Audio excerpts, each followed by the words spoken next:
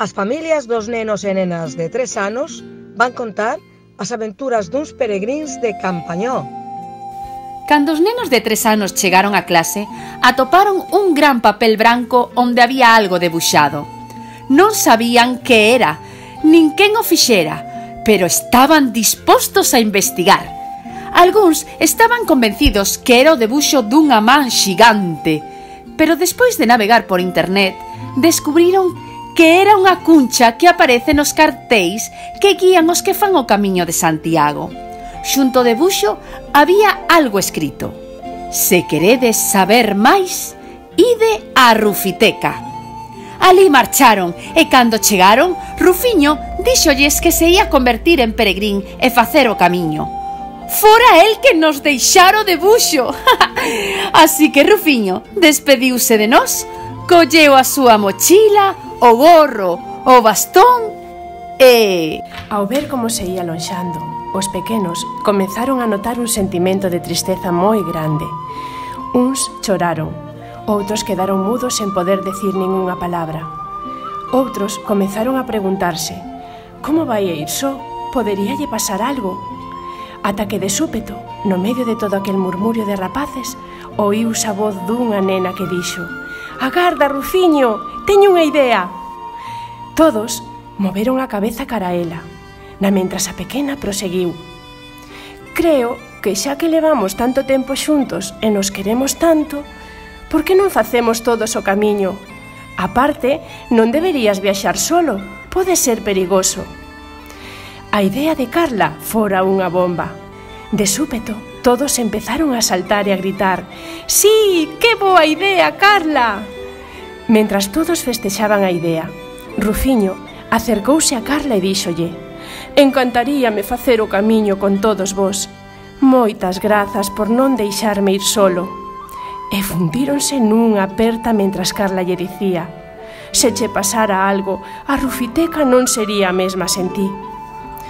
De repente, María, a titora, ao ver o que ali aconteceu nese pequeno intre e a ilusión que todos mostraban por facer o camiño xunto con Rufiño, decidiu poñerse mans á obra e programar a viaxe. O que non se imaginaban eses cativos eran todas as aventuras, experiencias e aprendizaxes que ían vivir neses días de camiño. Nese intre, soou o timbre. Ring, ring. Era hora de marchar e contarlle aos nosos pais a idea que acababan de ter no colexio. Íanse convertir en peregrins. Así que todos colleron as súas mochilas super equipadas, os gorros, os bastóns e comezaron a camiñar. Ían en fila, moi contentos e cantando. Camiñando polo bosque, lara, lara, entre a herba mollada, ua, Que felicidade! Pois era a primeira experiencia que pasarían xuntos os nenos de 3 anos. Tan entretidos ían que case sen darse conta, o pequeno Rufiño caeuse. E onde se caeu? Pois nada máis e nada menos que nun gran charco. Todos os nenos se pararon e preguntaronlle a María: «Que imos facer agora?» Pero non fixo falta que ninguén respondera, porque xa dixo Saira: «Secalo!» Todos quixeron participar e coas súas toallas secaron a Rufiño tan pronto como puideron. Agora sí, poderemos seguir o noso camiño. Sofía decatouse de que ao lado do charco onde caíra Rufiño había uns homes e mulleres recollendo uvas. Eran os vendimadores, recollían os racimos das uvas para facer viño. Os racimos das uvas que colgaban da viña tiñan un aspecto delicioso. Tanto foi así que Sofía e os seus compañeiros de cuarto de infantil colleron unhas cantas uvas. Estaban boísimas. Logo dun chisco, comendo uvas e rindo, os vendimadores preguntáronlles se querían axudarlles nunha tarefa. Os rapaces descalzáronse e metéronse dentro dunhas barricas e comenzaron a esmagar as uvas. Foi unha tarefa moi divertida. Cando remataron, probaron o mosto que saíra das uvas. «Riquísimo!», contestaron todos. Despois deste anaco, voltaron ao seu camiño como peregrins. Cando xa levaban un bo rato camiñando, sentíronse cansos. Viron ao lonxe unha arboleda e decidiron acercarse para descansar un anaco e así aproveitar para merendar. Cando estaban alí, de súpeto, apareceu un porquiño. Sofía acercouse a él. tiña un pouco de fame. E claro, xa sabedes o que fixeron, pois darlle un pouco do que traían. Que divertido foi pasar con aquel animaliño un rato de xogos despois da merenda. De onde saíra aquel porquiño? Bruno e máis Sofía viron unha granxa máis alá da arboleda. Decidiron acercarse a preguntarlle ao seu dono. Así o fixeron. Que contento se puxo ao ver aqueles rapaces co seu porquiño. En agradecemento, invitou a Sofía e máis a todos os seus compañeiros a pasar o resto da xornada na granxa. Foi xenial. Xa vería tempo para continuar o seu camiño cara a Santiago. A xornada na granxa foi esgotadora, aínda que os cativos teñen folgos dabondo. O único que non se quería erguer era Rufiño, que exclamaba: «Deixádeme dormir!» Cando se asomaron pola fiestra, «Oh, está chovendo!» Todos correron a poñer as botas e os chubasqueiros, sen esquecer o bastón e a cuncha. Comeza a xornada. Choiva, pero era igual. Cando xa levaban un bo treito, parouse David e exclamou: «Mirade!» contestou Rufiño. «Que? Hai 3 camiños. E agora que facemos?» Cando contestou María. E díxolles: «Hai unha pedra que ten un escrito: Camiño de Santiago, outro camiño portugués e outro que di camiño francés». Descubriron que hai varios camiños. Por suposto, continuaron polo de Santiago. Un pouquiño máis adiante, topáronse cunha ringleira de caracois e di Rufiño: «Estarán facendo o camiño de Santiago como a nós. Ja, ja, ja, ja, ja, ja». Cando de súpeto, di Carla: «Amarelo!» Outro di: «Azul!» «Vermello!» E un precioso arco da vella. E cantando, siguen este longo camiño. María e os nenos seguiron cantando mentres camiñaban. O camiño levounos a través de prados, nos que pacían as vacas que saudaban muxindo ao velos pasar. Bosques con carballos, salgueiros, freixos, castiñeiros. Despois o camiño levounos ata un río. Levaba bastante auga, todos quedaron abrallados coa danza das libeliñas á beira do río e cas ondas que facían os zapateiros na auga. Eric levantou a cabeza e mirou o ceo e dixo: «Mirade, o sol está se escondendo. E agora, que imos facer?» Rufiño mirou a María preocupado, pois empezaba a estar esfameado. María díxolles a todos: «Teño unha idea. Camiñaremos un pouquiño ata pasar unha ponte e atoparemos un sitio agradable onde cear e dormir. Os lugares onde descansan os peregríns chámanse albergues e coñezo un moi preto de aquí». Pasaron unha antigua ponte de pedra e ao seu carón había unha casa grande de pedra. Enriba da porta un cartel moi grande poñía albergue e da cociña saía un saboroso arrecendo a comida que alegrou a todos. Cearon moi contentos recordando todo o acontecido, mais co cansancio e a emoción destes días seguidiña quedaron dormidos. A mañá seguinte, o primeiro a despertar foi Pablo, onde foi o encargado de despertar os restos compañeiros, e tamén, por suposto, a Rufiño e a profe María Patata Frita. A uns custoulle máis que a outros abrir os ollos, xa que estaban cansos do día anterior, pero iso non lles impediu ter unha guerra de almofadas. «Ja, ja, ja, ja, ja! Que ben o estamos pasando!» exclamaban todos. Agora xa todos coa barriga chea, mochilas ao lombo, comezaban a camiñar. Uns ían cantando, outros contando contos, outros mirando a linda paisaxe, etc. De pronto Pablo e Xavi, que estaban xogando as carreiras, frearon en seco e comezaron a chamar polo resto dos seus compañeiros. «Vira aquí, correde, tendes que ver isto!» Cando xa estaban todos xuntos non daban crédito ao que estaban vendo xusto diante deles. Os ollos non lle abrían máis dos sorprendidos que estaban, e todos empezaron a preguntarse: «Pero que demos é isto?» Había un silencio absoluto, só se oía o cantar dos paxaros. Estaban todos abrallados mirando aquilo, e de súpeto óese unha voz que di: «Eu sei o que é!» Marta quería contarlle aos seus amigos, pero comezaron todos a falar do que estaban vendo e non se entendía nada. Ata que a mestra dixo: «Silencio! Deixade falar a Marta!» E cando a pequena Marta ia comezar a falar, xa había un pequeno potriño no chan que estaba sendo lambido pola súa nai. «É un cabalo?» preguntou Leo. «Non, é unha cabala», dixo Roi.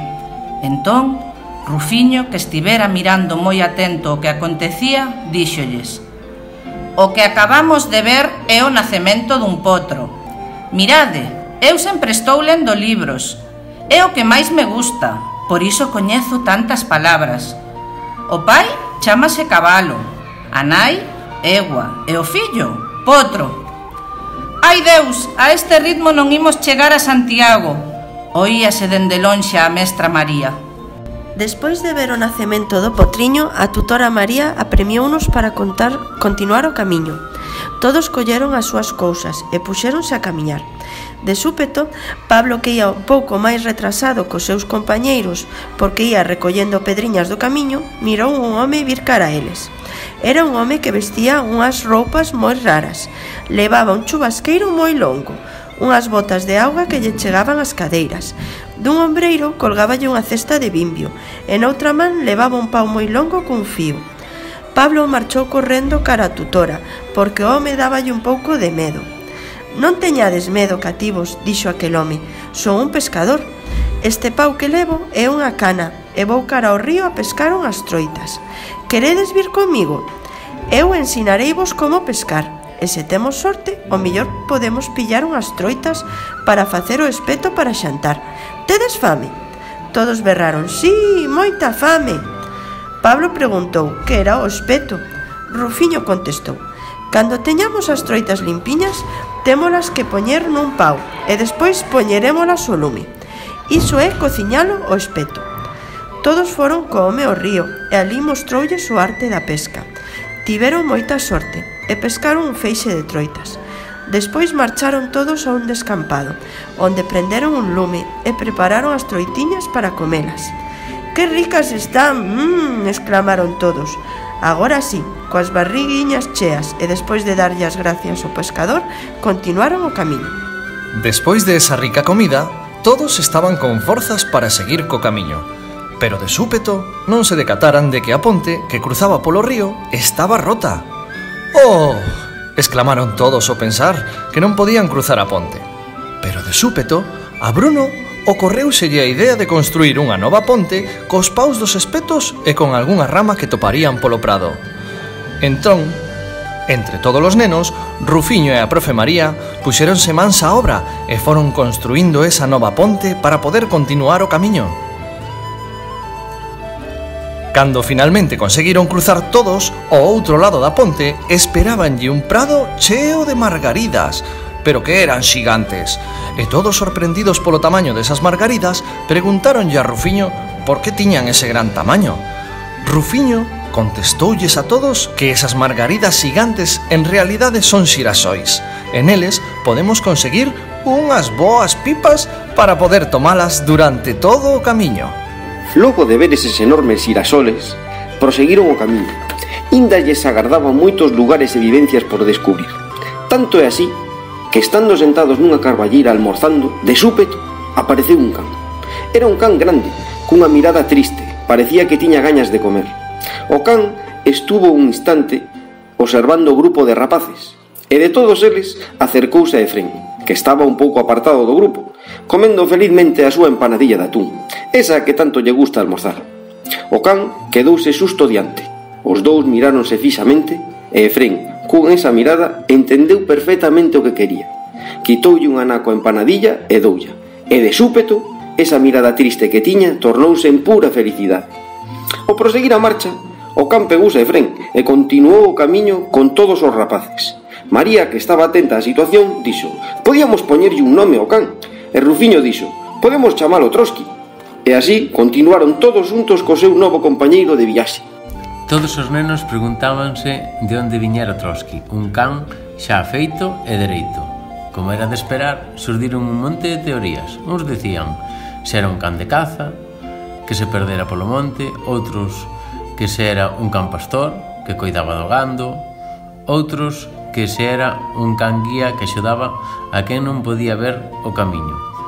O conto é que, ante tanta teoría, os nenos non se poñían de acordo de onde podería vir Trotsky. Entón, Roy tivo unha idea e dixolle a toda a clase: «Calma, calma, ímoslle preguntar a quen máis sabe de cans de todos os nós, para que nos saque de dúbidas. A Rufiño, quen leu todos os libros de cans que hai na Rufiteca».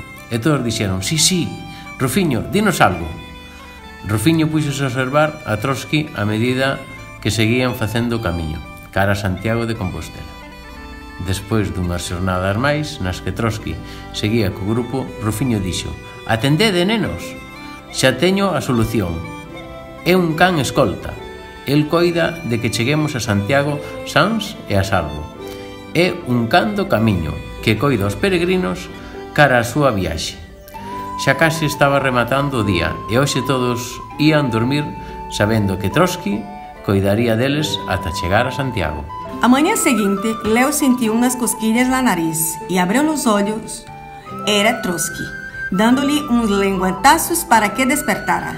Todos os rapazes despertaram sorrindo com as cosquilhas do seu novo escolto. Empreenderam o caminho depois de desayunar, fascinados com a chegada da primavera.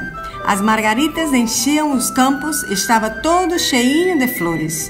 E de súpeto, Rufinho ria a carcajadas. Todos quedaram mirando para ele. Estava de espaldas e não deixava de rir. A uns quantos metros, Trotsky saltava como um tolo tentando colher umas mariposas. Tarefa árdua. Roy, Efrem, Pablo e Leo foram os primeiros em animar-se a chutar a Trotsky na sua aventura caçadora. E o rato todos saltavam, saltando e desboçando-se um campo de mar de margaritas e desfrutando do calorzinho do sol da primavera. A prof. Maria avisando-nos de que já era hora de seguir com o caminho, assim que todos agarraram as suas mochilas e voltaram a andar, imaginando qual seria a sua próxima aventura. Trotsky também os seguiam com uma língua fora, polo esforço de tentar atrapar a mariposa. Pouco despois de reanudar a marcha e sen éxito na caza da bolboreta, que escapou voando por riba dun piñeiro, os nenos que camiñaban ao final da fila escoitaron un ruido. Parecía un grilo, ou axóuxeres, ou campaíñas. Pero non era nada diso. «Mirade, son bicis!» exclamou Nicolás, que quedara pampo tentando adiviñar que causaba aquel balbordo. Eran ciclistas que facían soar os timbres das súas bicis mentres pasaban o carón dos nenos, que miraban abrallados aquelas bicis cargadas con alforxas, sacos de dormir, mochilas e mesmo remolques. O máis chamativo eran unhas antenas que tiñan telas de cores. «Que é iso, Rufiño?», preguntaron os nenos con curiosidade.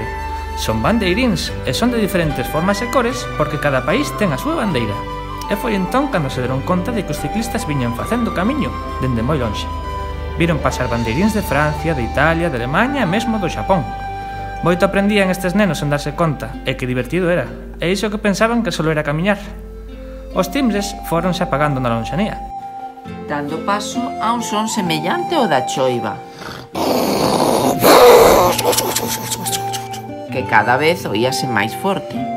Os rapaces e rapazas decidiron desviarse do camiño para saber que era aquel son. Camiñaron un pouquiño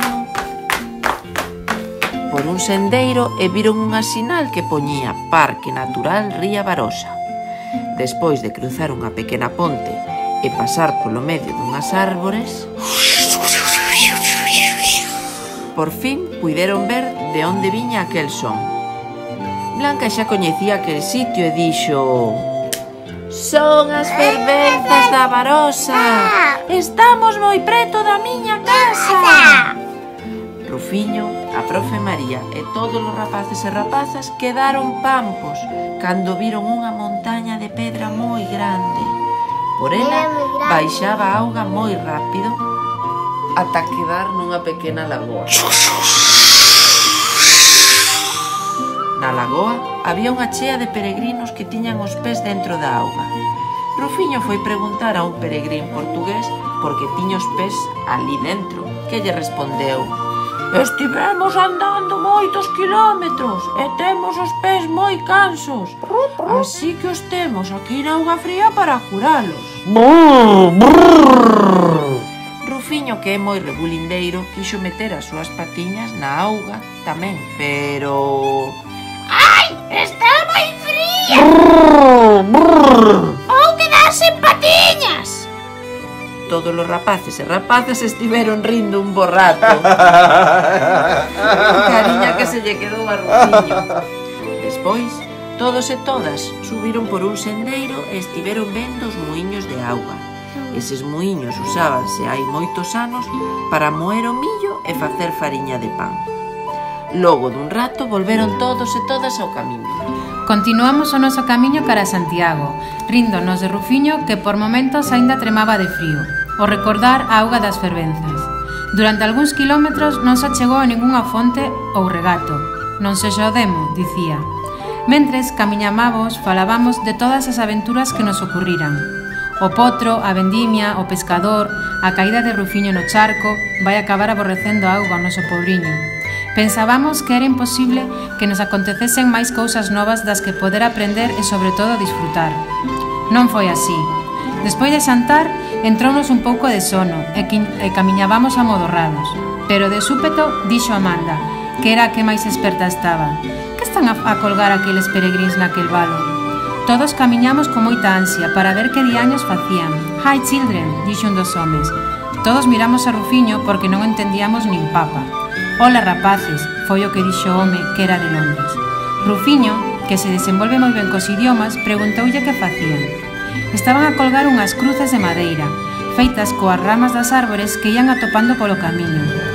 É unha especie de ritual que moitos peregrins fan como mostra do seu paso por ese lugar, ou como unha maneira de honrar algún ser querido. Amanda pensou que eles tamén tiñan que poñer ali a súa cruz, e así foi. María e Rufiño, que ademais de listo e moi hábil, axudáronos a colocalas no valo. A verdade é que era unha imaxe moi curiosa e bonita, ver todas as cruces xuntas. Que contentos estábamos, somos uns auténticos peregrins. E como a vos peregrins, puxémonos de novo en marcha, cara ao noso destino, á espera de atopar novas e inesquecibles experiencias. De novas aventuras nesta longa viaxe cara a Santiago. Despois de camiñar uns poucos kilómetros, a Ainara, que ia das primeiras, parouse e dixolle a ballada a todos: mirade alá ao lonxe, hai moitas casetas blancas. Entón preguntaronlle a Rufiño que por que estaban ali todos aqueles postos. Rufiño díxolles: xa chegamos a Padrón, unha vila donde unha vez no ano fa unha festa chamada as Festas de Pascua. De súpeto, a Ainara máis Xavier escoitaba a música detrás das árbores. Eran atraccións, todos se puxeron moi contentos e a mestra María díxolles que podían ir a disfrutar un anaquiño solo, porque temos que seguir o camiño. Non quixeron saber máis, e saíron correndo a montar en todo o que había. Despois dun ratiño, xuntáronse todo o grupo máis Trotsky. Xa lle ruxían as tripas, era hora de xantar.